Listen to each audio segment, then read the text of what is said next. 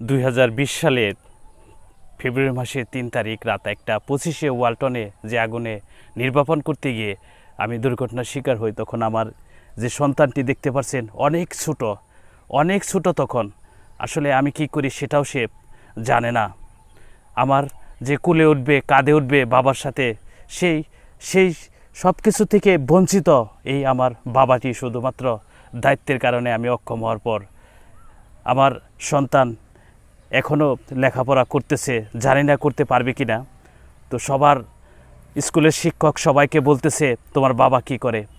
তখন এই আমার সন্তান আসলে অনেকের অনেক খারাপ কথা শুনে তখন আমার সন্তান সেদিন চুপ করে ক্লাস থেকে চলে আসে। তারপর এই কার্ডটি, এই যে দেখতে পাচ্ছেন আমার বাবার হাতে এই কার্ডটি নিয়ে সেই স্কুলের শিক্ষককে দেখায় যে আমার বাবা দেখুন কি করতো, আমার বাবা কি করতো।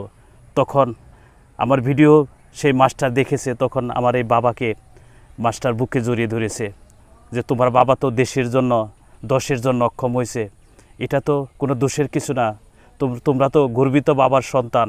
এই সন্তান আসলে মানুষের কষ্ট শুনতে হয় ওদের, তবু সেই মাস্টারের শিক্ষকের কথা শুনে ওরা বলে বাবা আসলেই তোমাকে নিয়ে আমরা গর্ব করি।